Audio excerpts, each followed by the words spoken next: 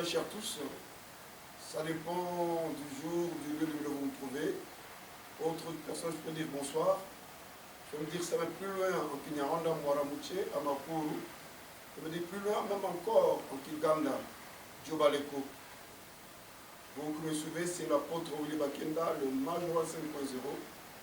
Et nous sommes là, devant vous, juste pour vous parler d'une histoire qui est si importante. Pourquoi nous disons une histoire si importante? Parce qu'il faut toujours contextualiser les faits, les choses, par rapport au temps. Ça fait plusieurs mois que le monde a été secoué par une pandémie qui a été nommée au nom de coronavirus. Or, le mot corona, qui vient du latin, signifie couronne. Et virus, toujours du latin, qui dit venin. Si on le transpose en français, coronavirus veut se dire que le venin couronné. Autrement dit, le venin qui vient couronner.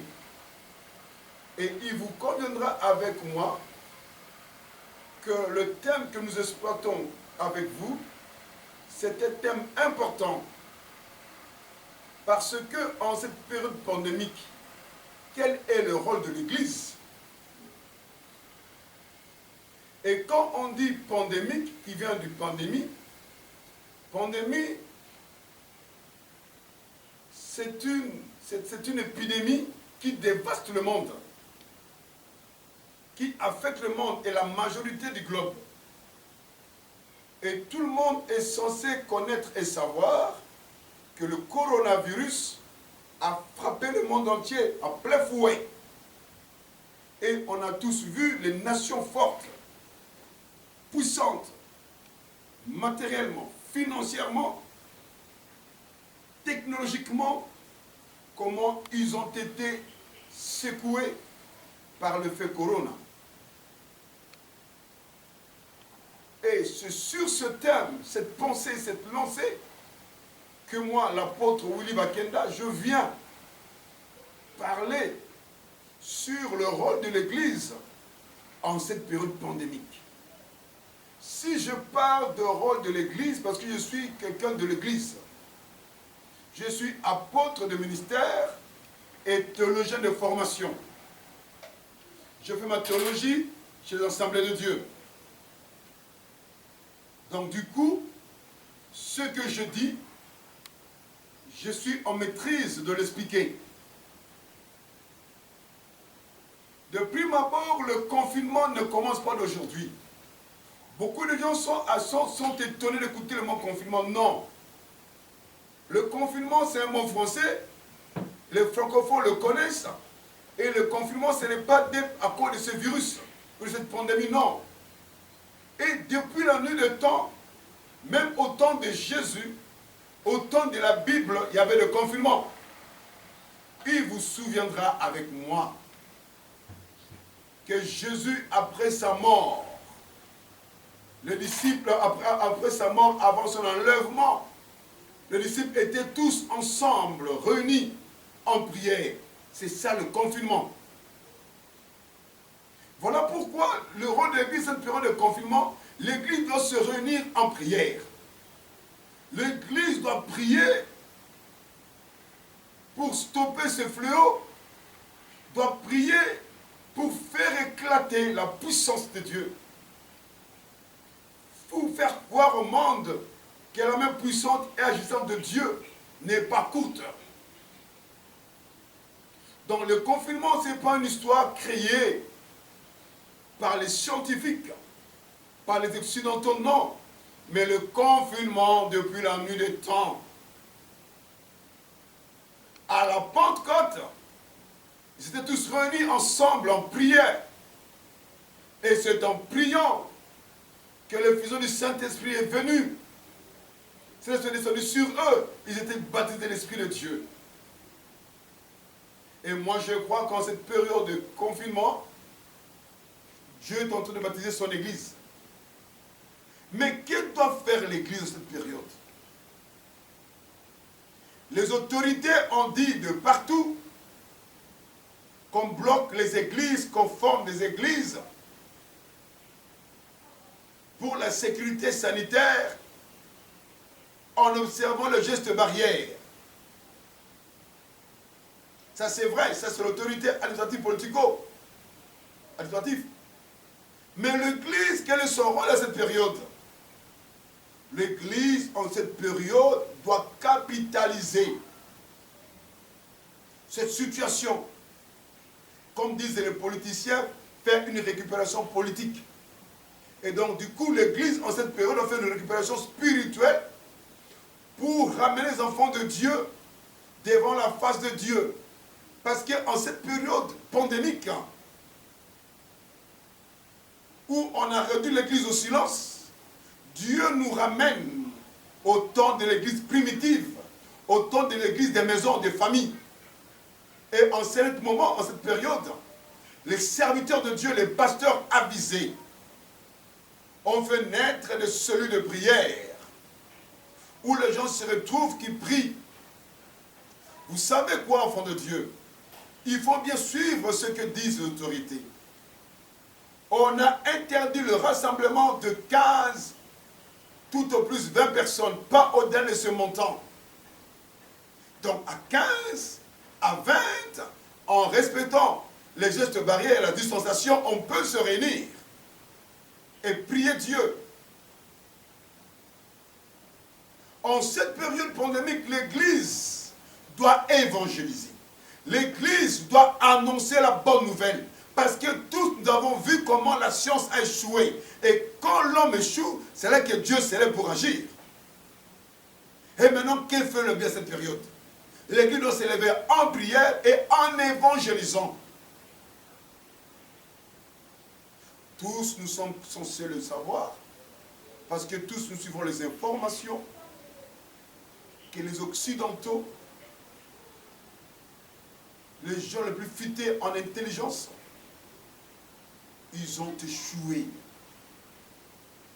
D'après certaines sources, même les montants qu'ils nous donnent, ce sont des faux montants. Donc la mort, elle est catastrophique là-bas en Occident.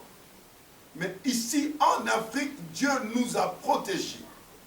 Et moi, étant Congo de la RDC, je parle du Congo RDC, Dieu nous a protégés.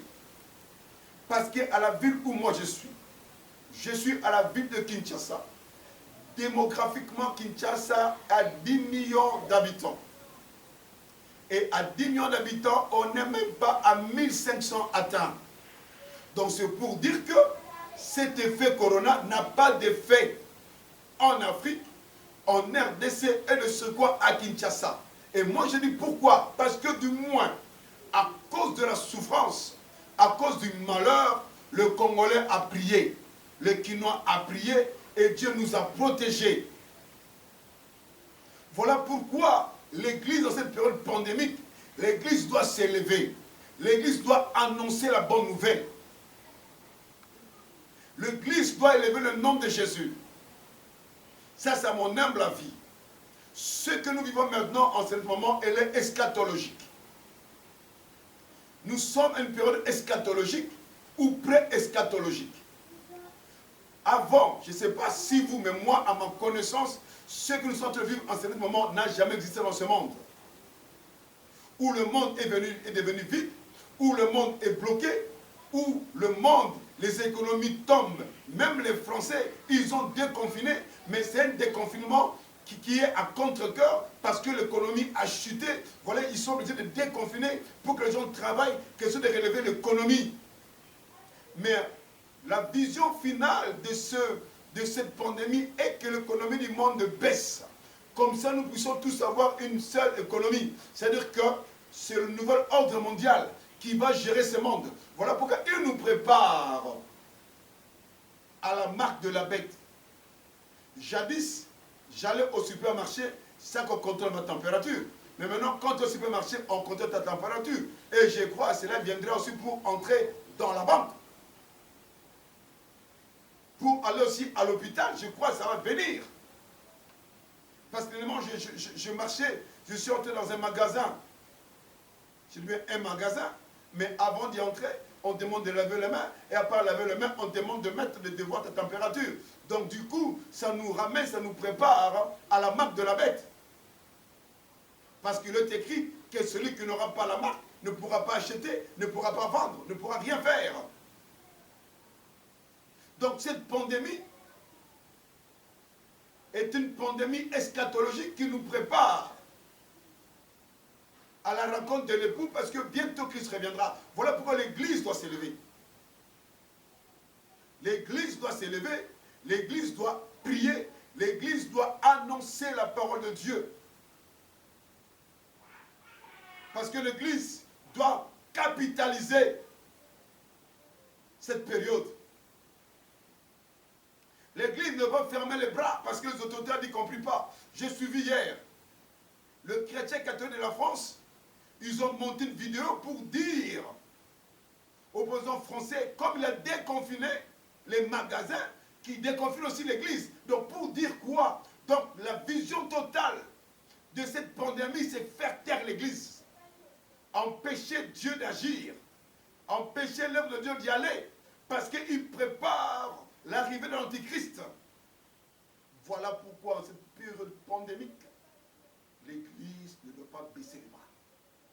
Dans nos maisons, dans nos familles, nous devons prier, implorer la grâce de Dieu. Cela n'engage que moi, mais si Dieu nous prête vie, si Dieu nous garde, vous me donnez raison qu'après le déconfinement total, d'ici juillet, août, on va vivre un nouveau réveil spirituel dans ce monde, parce que l'Église se prendra en charge. Mais en ce neuf moment, qu'on se taille pas. Alors là, c'était la pensée de l'apôtre Willy Bakenda, le Mangeron 5.0, sur cette situation pandémique, cette période pandémique du coronavirus. Et le thème était « Quel est le rôle de l'Église en cette période pandémique ?» Et moi je dis qu'en cette période pandémique, l'Église doit prier. Que Dieu bénisse abondamment, que le grand bien vous fasse. Puisse Dieu vous remplir sa puissance, de l'esprit de prière intense et de jeûne